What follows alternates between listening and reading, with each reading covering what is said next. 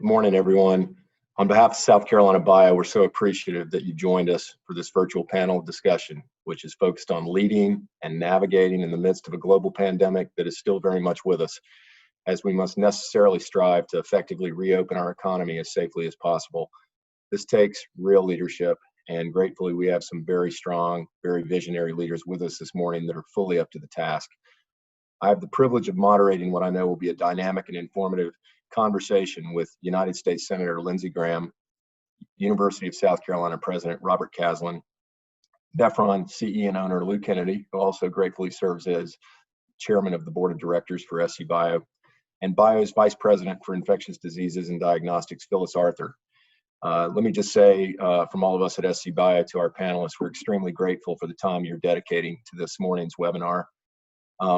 As we get started, I'll acknowledge this is an extraordinarily challenging time in the history of our country on many levels.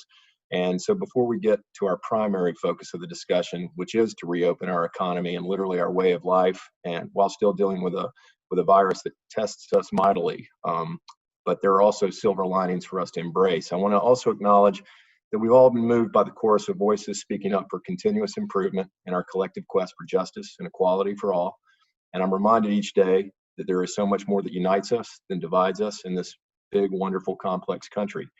One of the most powerful things I've learned, especially in recent months through my work with our SCbio members, and we all have a lot to learn, right, is that the life science industry is rising to the occasion. And it is a compelling example of the fact that diversity and inclusion of everyone makes our community stronger and our businesses more productive. My hope and belief is that we're going to come out on the other side of this season of struggle and testing with not only a better understanding of each other, but also a commitment to focusing more on what brings us together. So in that vein, but now focusing our attention on the impacts of the pandemic, whether you're leading a major industry like Lou Kennedy, a major research university like Robert Caslen, serving as an elected official at the national, state, or local level like our own U.S. Senator Lindsey Graham, or helping to strategically lead an international life sciences organization like Phyllis Arthur. I believe the saying is true. We are forged in fire, and we're definitely getting a significant opportunity to build new muscles, character, and grow stronger in the year 2020. So let's go ahead and get started with South Carolina's U.S. Senator Lindsey Graham, who's graciously taken a moment from his duties in Washington to join us by phone for the first 10 minutes. Hello, Senator Graham. How are you? Good, Sam. Thank you very much for having me.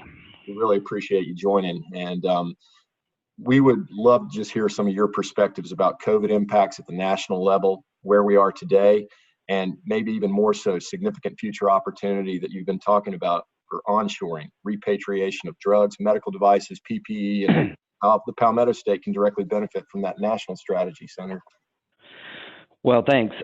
Thanks for doing this. And SCbio is a really kind of a cutting-edge organization here. I'm very impressed. You got two good panelists. I'll take myself out of that category, but it's been a wake-up call, Sam. I mean, we wake up to the fact that most of the protective equipment that our frontline healthcare workers need is not made in America. It's made in China. It's a world economy, so you can't make everything in your own country, but the supply chain when it comes to national security needs to be in the hands of people that are your allies, not your adversaries.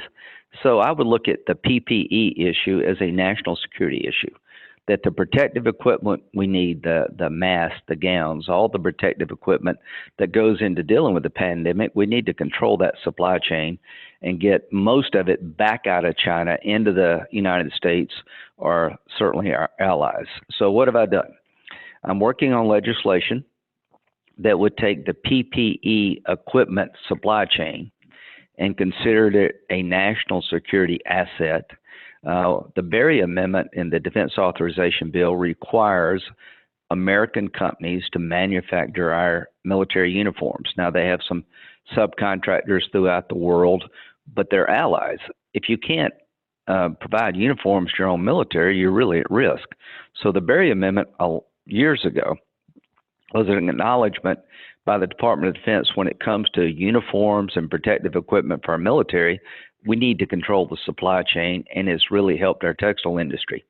I'm going to include medical PPE under that concept.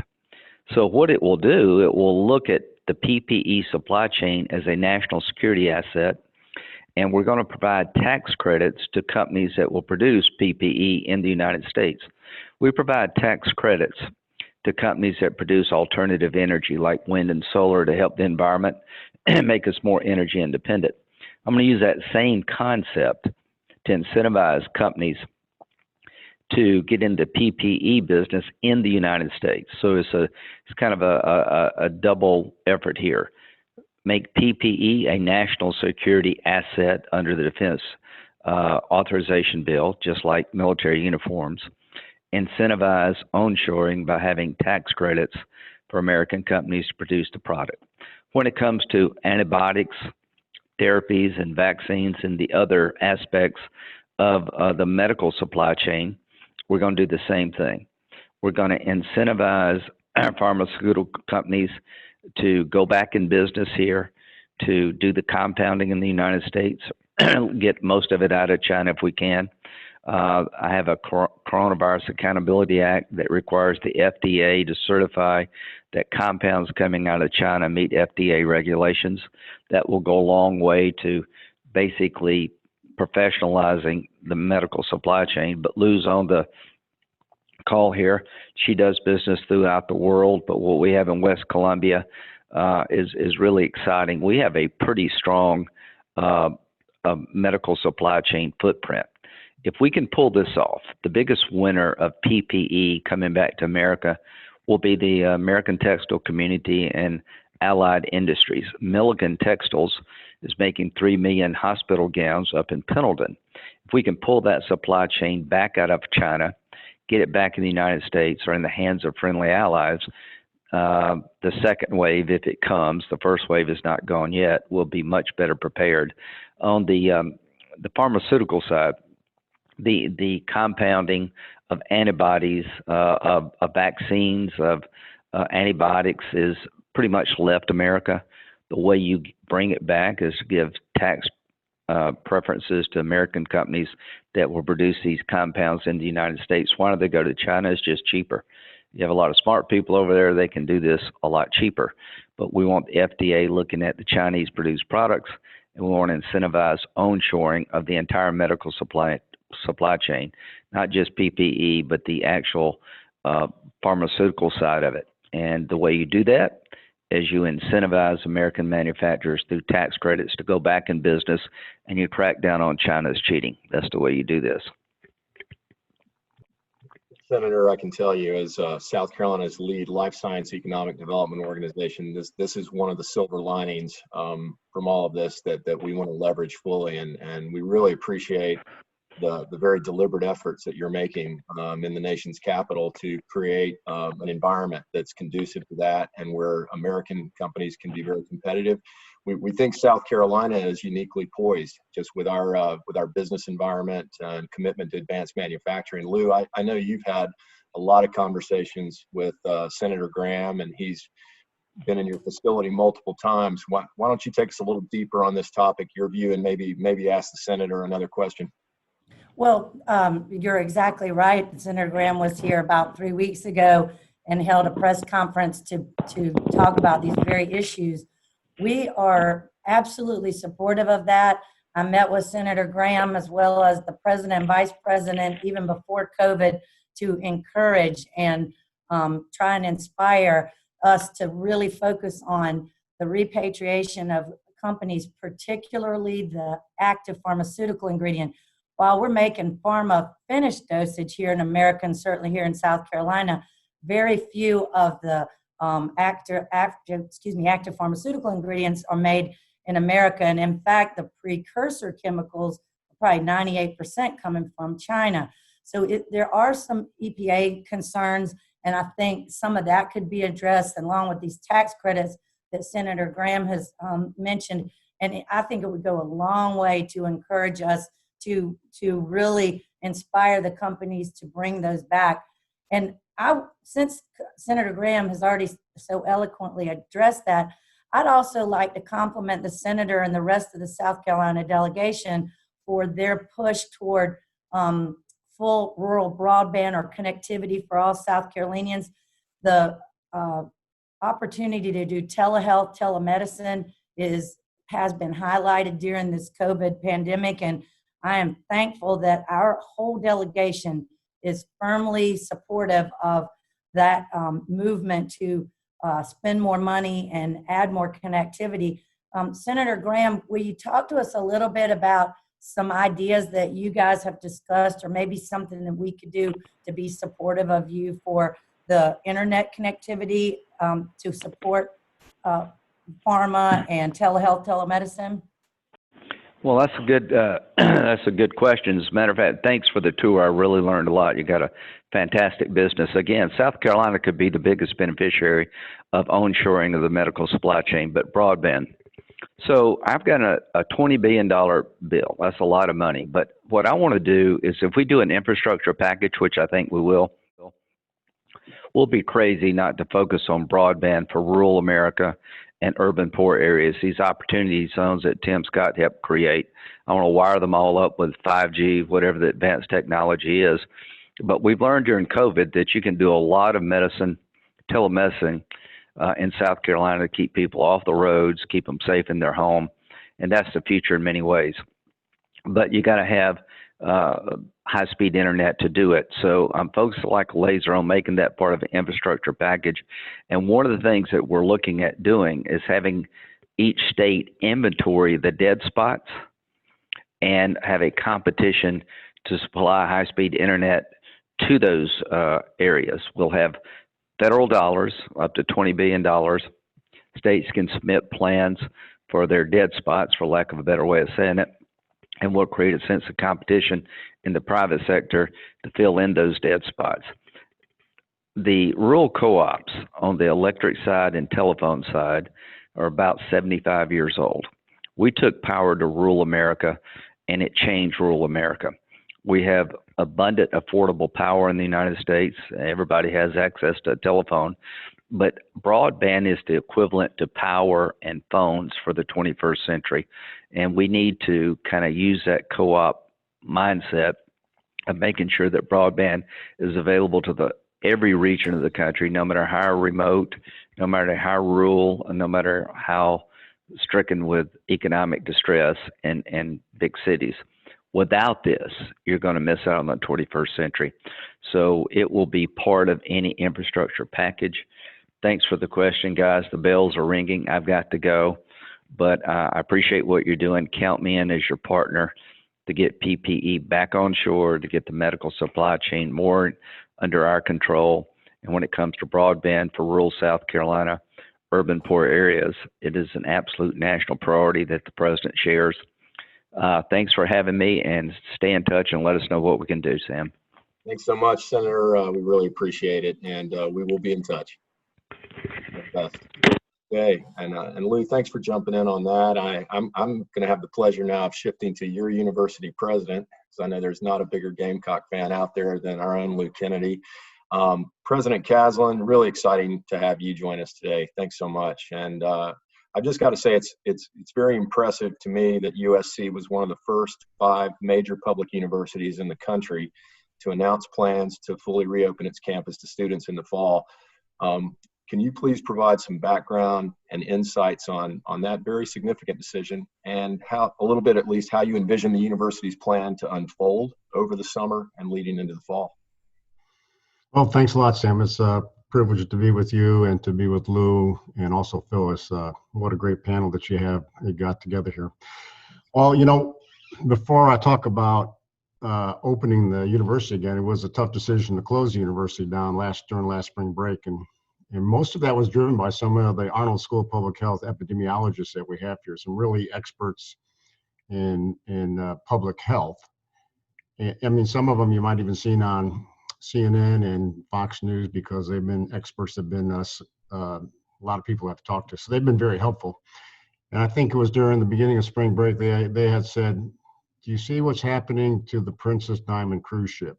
They have 700 positive cases out of about 1,200 passengers on that ship. And the R0, what the R0 is what they call the coefficient that transmits the disease from one person to another. An R0 of 1 would be one person transmitting the disease to one other person.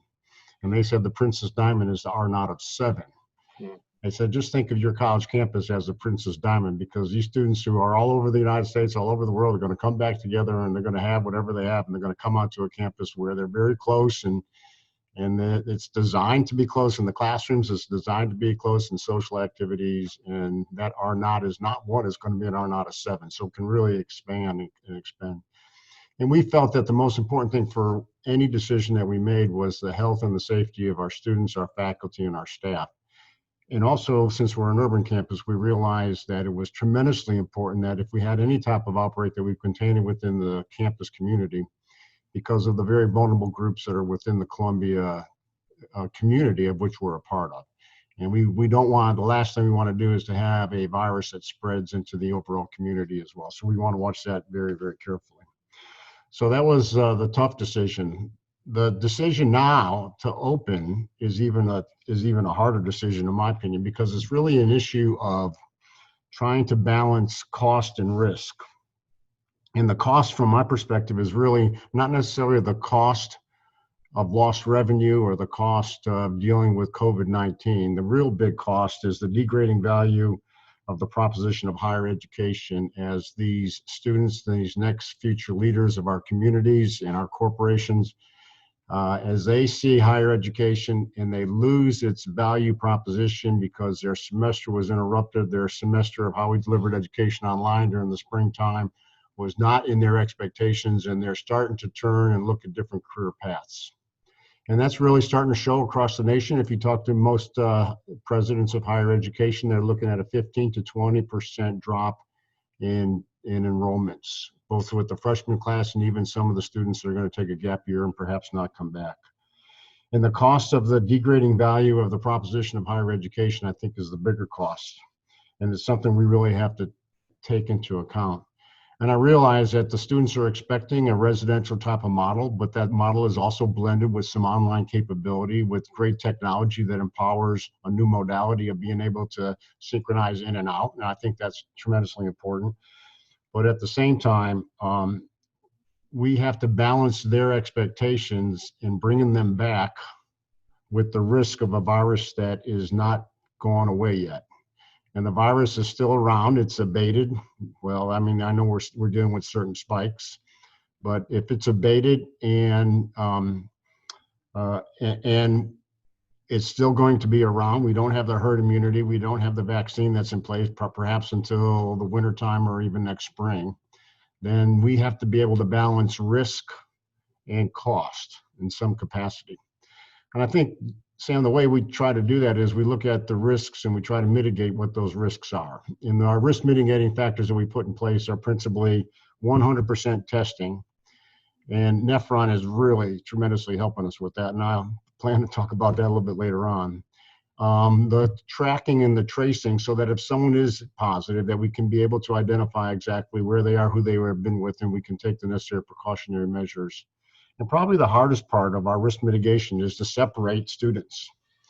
You know, the way college is designed, it's not designed to separate, it's designed to bring students together in the classroom, in the lecture halls, in the dining facilities, and the student residents, in their social life on campus and their social life off campus. And that's what students love to do. That's their life, to be close together. Now we got to find a way to take that culture and break it apart and separate them. Frankly, we can do it fairly easily in the classrooms by just moving the desks around. You know, we can gain separation that way. We could also gain risk mitigating factors with masks and putting masks on and that sort of thing. But our biggest challenge is going to be separating students in their social life, in the student residence, in the apartments that they live in, the social life, in the bars and restaurants that they take, that they participate with during their off-campus time. And the way we're going after that is our student body president is putting a peer-to-peer campaign together, which includes a pledge that the students pledge to respond responsibly, that they will live responsible lives with each other in their public lives on the campus, and even in their private lives, in their social life off campus. So we're just now putting that in place. And I think if we can make the case about responsible behavior, we can make the case of the importance of wearing the PPE and the masks and stuff like that, that we can get a student body that is willing to work with us. And I know we'll have outliers for sure, but you know, I think that's something that we can do. It's going to be tough cultural change, but I'm optimistic that we can get there, and I believe in the student body, and I know they'll be working with us on this as much as we can. We don't want to get to the point where we have unacceptable risk. And if we have unacceptable risk, that's if a virus that spreads too much outside of the campus, or we have a healthcare situation that we don't have the capacity to deal with, and that's important. So the key to our success in bringing back a resident model is that we are currently in the summer, and we are increasing the student enrollment on campus gradually throughout the summer. We're gradually bringing the staff and the faculty back onto campus. We're trying to build confidence with this gradual increase. And then when classes start on the 20th of August, their participation is going to be voluntary. So they can come back, or they can elect not to come back. And the same thing with the faculty. If the faculty feels that it's unsafe or not healthy, that they can still deliver education online. So we'll have this blended type of delivery of education with the technology to support to be able to sync in and out with both resident and also with non-resident. If it gets to a point where we think it's no longer safe or high risk, we can scatter and have the flexibility to be able to do that like we did last spring. So that's our plan and the thoughts behind it. Well, I commend you on, I believe, a very in-depth plan that has actually taken a lead for a lot of other universities to benchmark off of. The specificity, the complexity of it all is very clear. So at any rate, I want to thank you for that. And, listen, USC, from an SCbio standpoint, is such a major player in the national life sciences arena. So many core competencies and nationally renowned programs.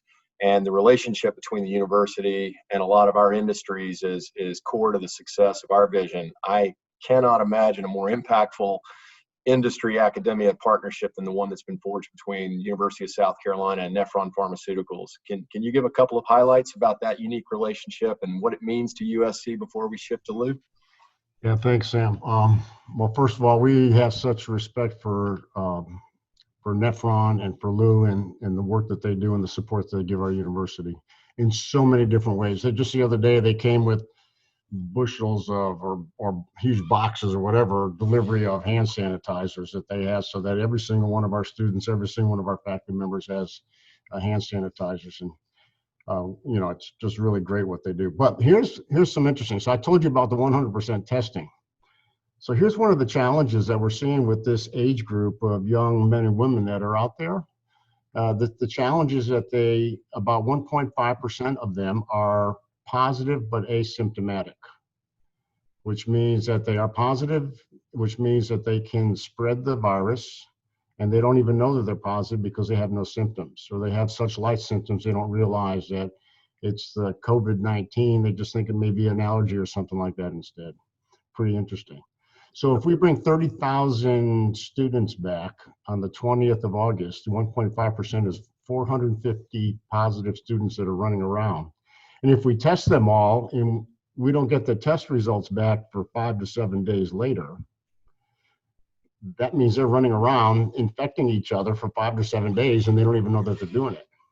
So what we want to do is we want to test them, and then we want to get the results back as soon as possible, within hours, so that we can identify exactly the positive ones, and then we can go ahead and take the appropriate measures and notify the positive ones before they get mixed into the overall student body. And this is what's really important. So this is how Nephron's really helping us, and to their credit, because we're looking at our tests that can be done and tested within our own laboratories. And the only way we can make that happen is with the Nephron Sterile Compounding Lab project that is not only sponsored by Nephron, but is supported by Scala Robotics and Siemens. And it really involves the faculty. This whole project involves the faculty and the staff from a couple colleges, the Colleges of Engineering and Computing with Dr. Herrick, and also the College of Pharmacy with Dr. Omgren. So collectively, as they work together, it's really kind of amazing. They're developing a way to mix small batch pharmaceuticals using a sterile, fully automatic system. In other words, no humans need to be in the sterile laboratory. It's all strictly done by how much time is necessary to produce this. And then on top of that, they have a robot that actually fills the syringes, that caps the syringes, mixes them all up, and it has all the software and the hardware to make all that happen. But thanks for the collaboration on Nephron working on this project. This is the only way that we can do this particular test to get the results back as quickly as we can. And this is just one way of support. But really, there's no end to the support Nephron has, and it's really a tremendous partnership. The experiential learning opportunities that our students have going out there, the students that go out there on special learning opportunities and temporary employment, even some that transfers over to some permanent employment opportunities for the students after they graduate as well. So we're very grateful for Nephron, for Lou, and the work that she does and the support for our university. Thanks. Absolutely. It is one of those silver linings to see this kind of collaboration solve such big, complex situations and for it to be undertaken so quickly. Lou, I know I refer to you as a force of nature, and I know that Nephron is going to be a big part of USC's plan going forward. Tell us a little more about that relationship with USC, and I know that you also work with a number of colleges and universities across the state. That's a big commitment to your culture. Yes, we specifically chose this location in South Carolina because of the proximity to the university, and we want that to extend across different disciplines. So yes, we're doing the thing with the engineering school and their robotics team, which then bleeds over into the pharmacy school. And we've got, I would say right now, 2 different COVID projects going on with 2 different pharmacy professors. We've got the testing project going on where we just ramped up and decided to do diagnostic testing. And we've relied heavily on Dr. Phil Buckholtz at USC to give us, positive and negative controls to validate our new equipment and so forth. And we started 2 weeks ago helping out the student health system do testing at USC, as well as we're doing it for our student athletes. So we've been trying to be a good business innovator with the community because we recognize the stress placed on our hospitals and our Department of Health and Environmental Control. So we did, in the last 4 weeks, set up a whole new lab division at Nephron to try and be a part of the solution to this COVID response. But it's not enough to say that we've got these things that I mentioned going on with USC, but I should give a shout out to all the other great academic work that's being done across the state. We have an apprentice program that we established through the Department of Labor with the Midlands Technical College to produce sterile pharmacy technicians who work in our company. We've now, as of 2 weeks ago, donated some orbital welding equipment to our local Orangeburg Calhoun Tech to try and turn out more of these orbital welders. It's a very specific type of welding that we need in many different types of manufacturing. And these kids are making 6 figures, and we know that not everybody's slated for 4 or 6 year or even PhD work. Some kids are going to get to employment a different route. So we want to support our tech schools. Then I asked Newberry College, which is about 45 minutes or so away from Nephron, to develop a 4-year pharmacy manufacturing sciences degree. They've done it. Those students will start that academic program in the fall. And like USC, we've also partnered with them to have Newberry private labeled hand sanitizer for their kids to come back to school in the fall. And then I got to give a shout out to your alma mater, Sam, or at least undergrad alma mater, and that is Clemson University. They have a leading robotics expert that is also working toward a robotic arm in a clean room under a hood. And they are working on this project because we're very fortunate to have such good students coming out of all the HBCUs, the private independent colleges, Christian colleges, and technical schools. And we're hiring from all of them, and we're expanding. And as we do that, we need more employees. And pre-COVID, we had a state that was below the national average in unemployment, and we were very much looking forward to how can we get enough people to cover our employment needs. So I'll leave it at that and say that I've never experienced such great hiring opportunities in other states as we have here in our own state of South Carolina. It's one of the reasons I'm very happy that I decided after 35 years to come back home, and I'm happy to do business there. And I want to say, and in my role as chairman with you and working with SCbio, I'm pleased every day to also focus on economic development. And as I've told you, I think that our national bio group, our local bio group, this is the decade and the very year that we'll all be focusing on repatriation of these companies. And we're going to be relying on our schools to turn out the employees we need to be able to accomplish those goals. And thank you, Lou, and for all you do. And we sure are glad you're back in South Carolina. It's been such a pleasure. I've gotten to spend a lot of time on your state-of-the-art 50-acre campus there in West Columbia, which is extraordinary, 500,000 square feet. And I think with expansions on the horizon, over 1,400 employees, billions of doses of drugs produced, one of the largest producers of nebulizers, if not the largest in the world. So pretty extraordinary that is all happening there.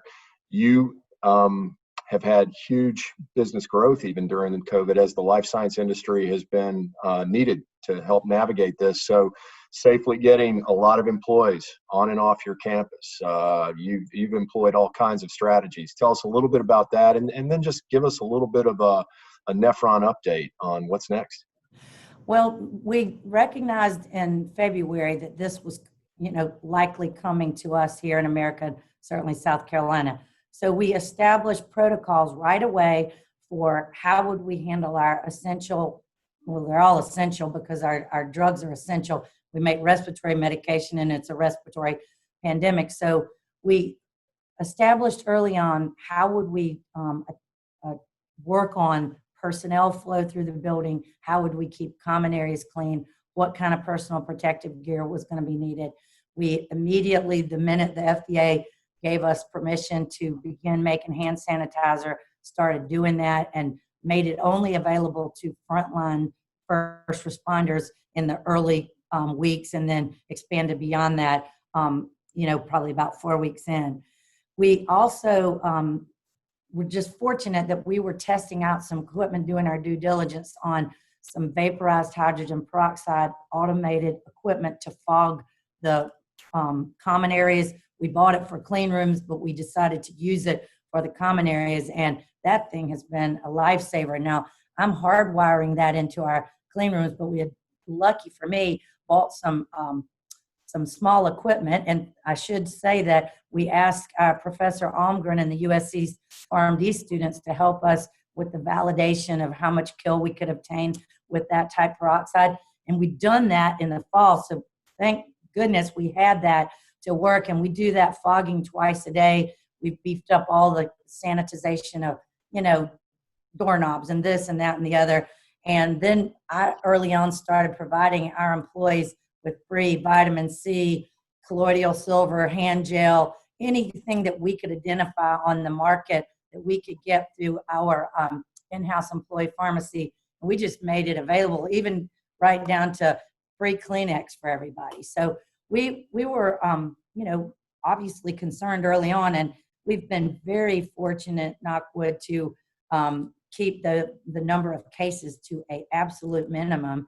And we've implemented our own contact tracing, and we've made ourselves available to anybody that wanted our cleaning protocols and things that we do, since we are used to having ultra clean rooms and knew that line of work really, really well. And I can tell you, to give you a little update on our company, we are fortunate that we did not bring all of the equipment that we owned from our Florida facility up in the beginning. We have now 5 different pieces of blow fill seal equipment that would allow us to fill vaccines that just need some minor upfit. We've ordered those parts. We have spoken with our equipment vendors and those things. And in fact, about 30 minutes ago, I pulled the trigger on a 6th piece of equipment that we'll have arriving in 6 months. So my goal is to have Nephron ready to go to fill vaccines and or antibiotics, whatever is necessary, by the end of the first quarter of the next year. And we are working on an addition to our company so that we'll have a separation between our current clean rooms and the BSL level 2 and 3 or whatever might be needed. I've been reaching out to partners, and I look to National Bio. If you identify anybody who gets a vaccine that doesn't have enough filling capabilities, we need your help. And so we're actively seeking any way we can to be a patriotic American with the things that our fellow Americans need. We're going to make it here. And I've been working too with the university on some ideas for other treatments. As I mentioned, there are at least 2 other professors working on acute respiratory distress syndrome ideas, and Nephron has agreed to fill those. And we've been working actually for a couple of years on that, not even knowing that we could possibly use the stuff during COVID. So there are a lot of things going on. I probably have, I would say, 6 or 7 different partnerships spanning from UC Irvine to the University of South Carolina on just COVID ideas that Nephron is filling. So I hope that answers your question. And I'm looking forward to getting to know Phyllis a whole lot better, because I think there are probably a lot of opportunities now that she's heard about our capabilities and what we've got going on in South Carolina that might be good things for the both of us. I'm telling you. So Lou, you're a testament to the future of the life science industry in South Carolina. I think you're demonstrating what's possible. I think the proactive leadership you have displayed in the same way that President Caslen has with USC, it really is commendable. And yeah, let's switch over. Phyllis, I promise, not last but not least, and thank you so much. We're proud to be the state affiliate of National Bio Organization. Y'all are great teammates and supporters of our statewide efforts, and we thank you for bringing some national perspective and updates to us this morning on really kind of the role that the life science industry is playing in this country right now and working as swiftly as it possibly can to bring new treatments and vaccines forward in the battle. We know there's some challenges and some roadblocks that have to be navigated and solved, but we know there's a lot of solutions in the pipeline. So please share some of that with us. Absolutely. Well, first, actually, let me say, Lou, let's talk immediately, because there's a huge need for exactly what you just laid out. And I think that Nephron actually exemplifies exactly what we're seeing with the life sciences industry, which is the collaboration, just the willingness to work together as fast as possible between academia, companies of all sizes, and governments all over, certainly within the U.S., both state and federal, but also globally. And since Nephron's an international company, I think that's extremely important. And it sounds like, Lou, you've invested in exactly the sexy technology for fill finish that everyone's interested in. So I think you're going to have, once we get started, be ready for the phone calls, because there's a lot of interest in fill finish, which is I think the most important bottleneck across biologics, more than just drug substance. So I wanted to share, so thank you, Sam and Aaron, for inviting me. Every time I do one of these webinars with one of our state affiliates, I learn a ton about the great work being done in the states by companies and academic institutions. So I really appreciate it and I really enjoy it. So I have a couple of slides that I wanted to share, just because there's so much going on globally in the life sciences, that I thought I'd do it this way, and then we could talk about what we see. So these are just a couple of slides from our COVID pipeline tracker. At bio.org, we built a website around Corona. It's meant to help everyone work together, facilitate communication, facilitate sharing. If companies need equipment or supplies, they can get on the coronavirus hub and say, I need swabs or I need reagents. The National Governors Association is using the BioHub to order PPE when they need it. So if companies have some to give, they can give it through the bio.org site. But the COVID pipeline tracker is here, and you can get on. It's updated every week, and it's tracking the global development of COVID-19 products. So I think what you're seeing is a testament to what we just talked about. 580 unique drug programs launched in 22 weeks. That's incredible. That is global, but I will say a huge, over 50% of those programs were developed right here in the United States. And that's extremely important to know how much our life sciences industry is contributing to the discussion. A lot of vaccines in development, and then obviously the bolus of those 580 products are antivirals and antibodies, as well as treatments for the very severe consequences of COVID-19 infections. really great testament to the small company activity here. A lot of the products are originating within small and mid-sized companies, over almost 70%. And I think that what that shows is the innovation happening across our ecosystem, and then the partnering happening to bring a small company innovation to the market through partnership with large companies and big pharma. Go ahead, Aaron. Next slide. So I just wanted you to see the kinds of products, because obviously they're broken into these three categories. They really exemplify a lot of the novel innovation going on in our space.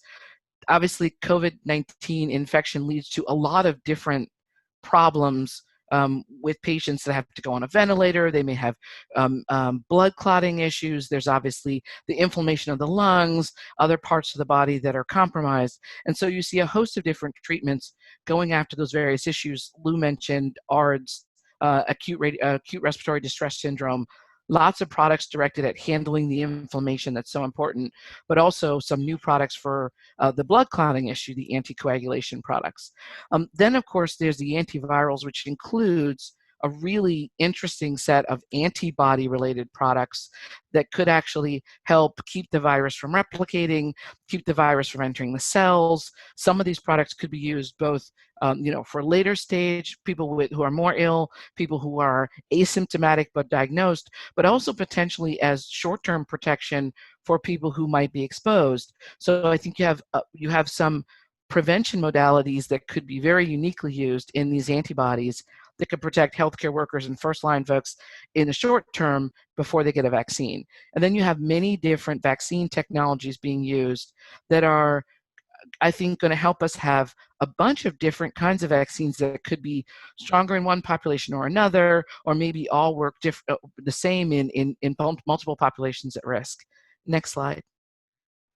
So just as a last slide, because people obviously want to know what's happening with vaccines, and we're going to try to create one of these for the antivirals and antibodies. There's so many more of them, but these are the vaccines that are particularly important in the discussion of what we'll have in the United States.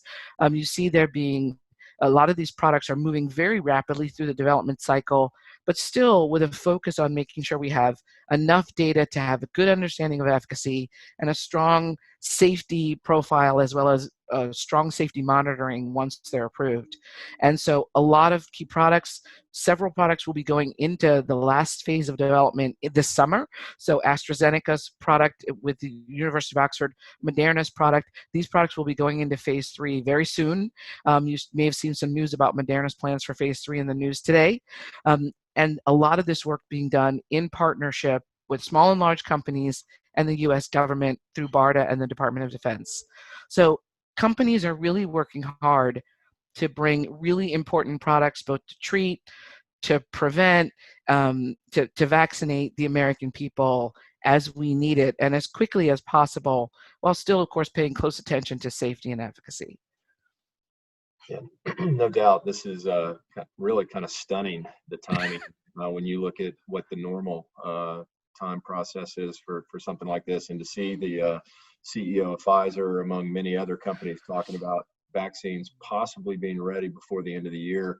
Mm-hmm. That is an encouragement. Tell us a little more about the role of bio at the national level as you're trying to be a great facilitator, convener, networker at the national level, the way we are trying to do so at the state level, and also focus on policy issues that can help this industry thrive even more post-COVID. Absolutely. So we've been, in the beginning, we focused a lot on making sure that companies were connecting to the various agencies and understood how to, reach out to BARDA, how to work with NIH. Obviously, as a lot of the structures came into place within the US government, I think it was important for us to make sure that all the companies of all sizes were able to submit their novel innovations through those government agencies for partnership. Then we've spent a lot of time as well making sure that there are government and broader industry conversations overall on things that affect everyone the same. So, for example, how are we going to be doing the clinical trials, discussions with the FDA, discussions with the CDC on how to make sure that the states are ready to receive the vaccine, discussions with the CDC to make sure that we know how to handle the routine immunization issues that need to be done at the same time. So we're in a very interesting time. We're supposed to be doing infant catch-up, kindergarten catch-up for routine immunizations, back to school, and flu season.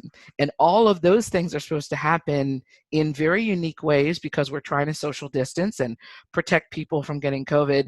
And then you're going to put a COVID-19 vaccine on top of that.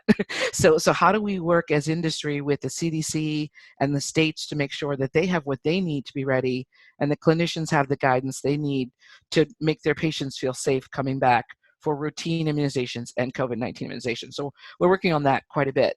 And then lastly, we're making sure to start discussing with Congress and the administration what we're learning already to get ready for the next pandemic.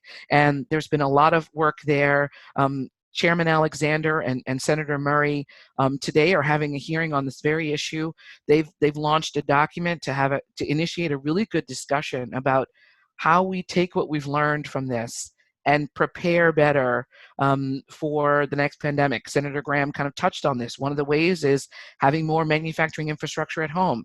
But in addition, how do we continue to support the life sciences industry to really develop some of the innovative technologies we have to be faster, even faster the next time, especially when we see an unknown pathogen like this, where you really have to go from knowing nothing to doing something really quickly while you're learning about the virus at the same time. So there's a lot of really great technologies across vaccines, diagnostics, and therapeutics that we should have more advanced and ready to deploy when we have an unknown pandemic or even a known antigen like flu, where we could do much, much better in the development of vaccines and therapeutics. So we're very excited to start engaging on what we need to do to be better prepared as a nation and how our industry can contribute to that.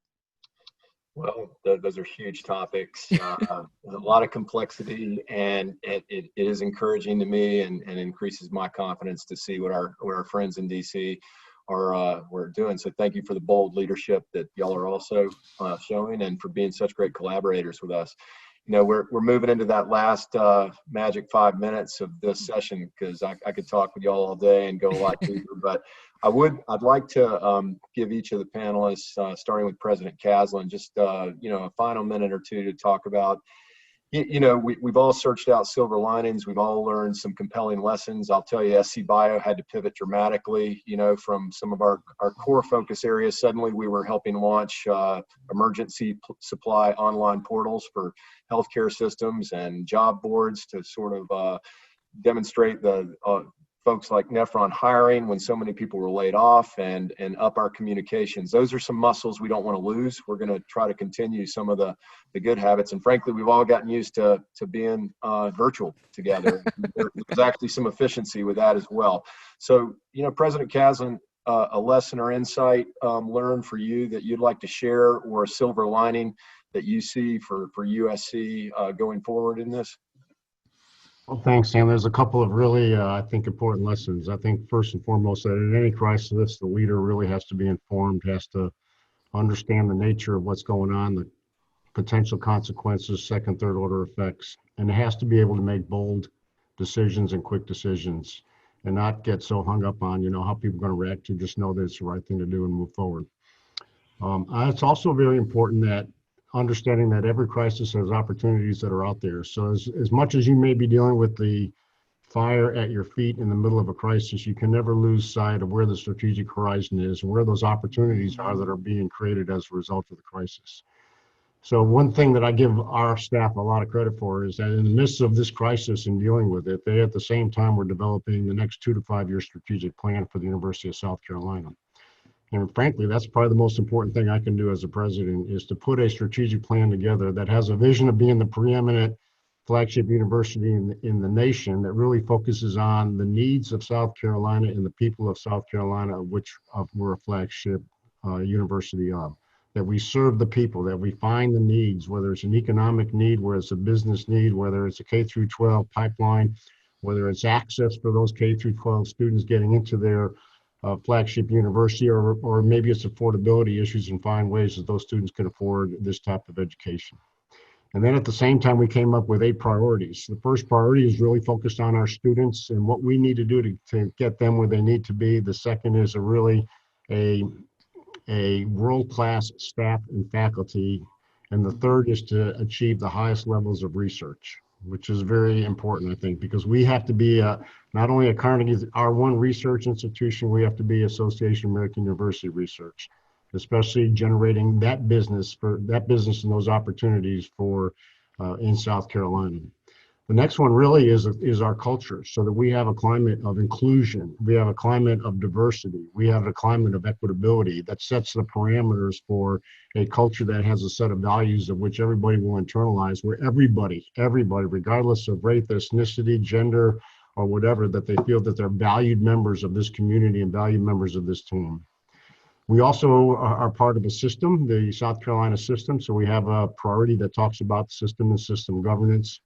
And then one I know you would be very interested in, we have a priority that says that we will engage in the economic development and partnerships with the state of South Carolina, with businesses and government programs. And there's a lot of different initiatives going on right now, but our partnerships with Nephron is just one example of that. We want to build our infrastructure, both capital, and we recognize that the future of delivering education in the 21st century has to do with technology. So we want to make sure we build the virtual infrastructure as well. And the last one is, you'll not see this on any other university strategic plan, but it's on ours, that we will build winning teams that win with character and win with integrity. And that includes our NCAA teams that will beat and learn how to beat our rival, which is just part of that, by the way. So anyway, that's our strategic plan. My point is, don't lose sight of the strategic horizon in the midst of a crisis, because if you do, you're going to lose. So agreed. This has been great. And listen, UFC is such a fantastic board member for SCbio. We have a group of leaders from your university that we engage in all the time. And in fact, Dr. Stephen Cutler, who heads your School of Pharmacy, is our newest executive committee member as our talent workforce development officer. So thank you, sir, for being with us today. And before I ask Lou to ultimately bring us home as chairman and wrap this up, Phyllis, how about give us one silver lining or lesson learned before we move on to Lou to wrap us up? I think what we learned is, those were great remarks, by the way, by the president. I think what we learned more than anything is that we can really work together without thinking about profits and other things just so quickly. And I hope that that spirit of collaboration actually endures. I think a lot of companies got to know a lot of companies they weren't talking to before, and that's really important. Also, the other thing I learned, and it's just a fun thing, which is I've learned more about the wonderfulness of my colleagues from being virtual. You see their kids. It just makes us all more human to each other. And I hope we carry that spirit along as well. So a personal and a professional learning. Thank you, Phyllis. That it is fun. We had to tell a young man to please quit pressure washing in front of the house as we were getting into this in the opening moments. So our virtual world. Lou, what can I say about you? You're such a fantastic leader of our board, and again, kind of a window to the future of where this industry is going in South Carolina. How about bring us home with your lesson learned and silver lining? Well, I echo the sentiments that we've heard from the other panelists and you. And I would like to close us today as a personal point of privilege by saying we've seen some unsettling times, both with the pandemic and with our law enforcement and some of the protests and rioting. I would like for what Phyllis said to be the resounding message from all of this, that we are working together in business and industry and churches and schools to try and come up with a solution of how we survive and move forward in this pandemic. Let that spirit permeate all of us and take in a moment and extend that moment now going forward, that we have full-on diversity and inclusion and make America better and better each day by that spirit of working together. And I hope that really is the biggest lesson learned. And I agree with the other sentiments and flexibility, and our leadership has to be strong to make that message be the overpowering one above all others. Well, thank you. Well said, as always. This is a transformative time for all of us, and we're all learning a lot. And I think we're reminded of a commitment to continuous improvement whether that's as an industry, academia, or socially in this great complex country of ours. So thanks for I can't say it any better than our esteemed panelists did. We appreciate everybody joining this conversation today, and we look forward to continuing the series in the future. Thanks so much.